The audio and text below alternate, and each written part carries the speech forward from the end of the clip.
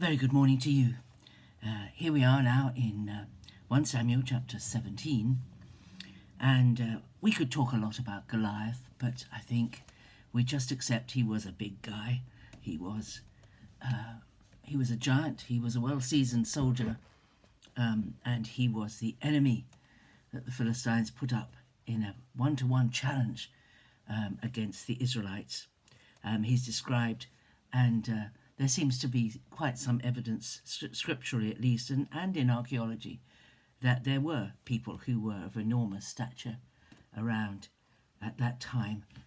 Anyway, we're focusing on David, and it says in verse 15, when it's described the situation with Jesse and his sons, Jesse and his 8 sons in verse 12, and that Saul, that it does appear that David went to and fro. It says in verse 15, David went back and forth from Saul to feed his father's sheep at Bethlehem.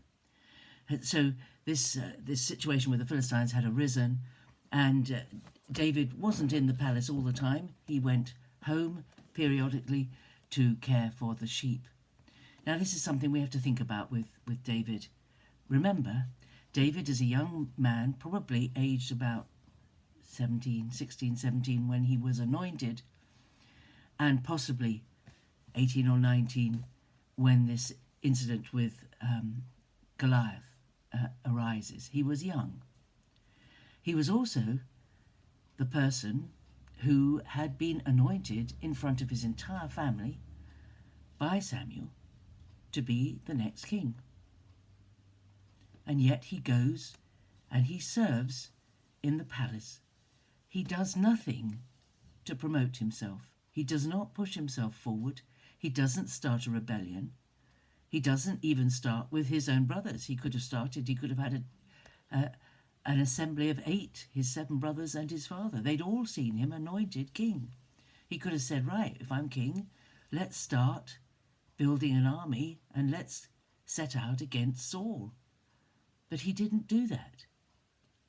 He waited. He waited for God to bring about the thing that he'd promised him. And this is a really big thought and a really big lesson.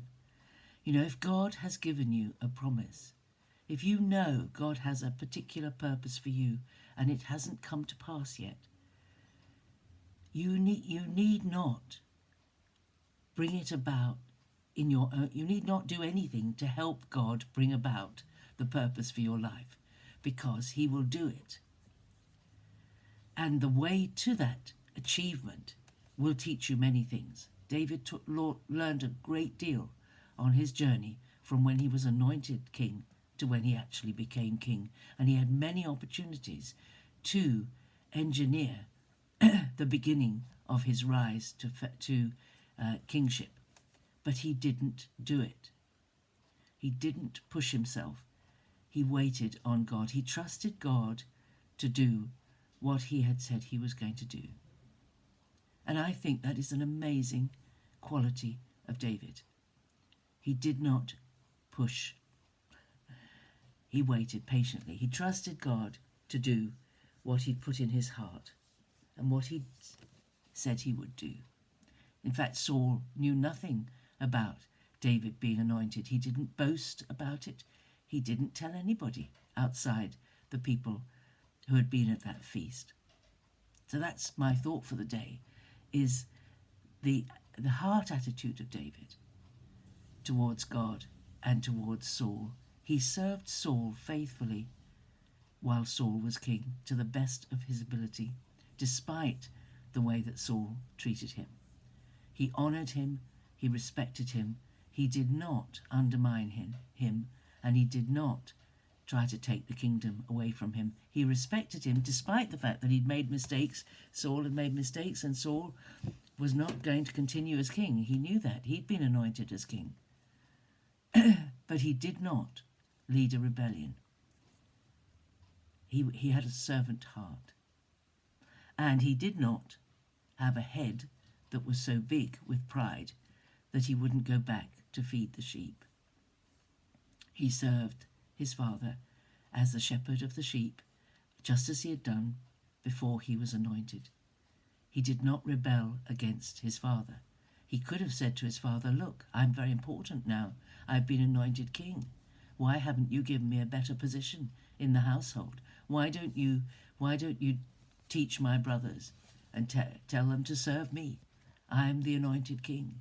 He could have behaved very differently. Think about what David could have done.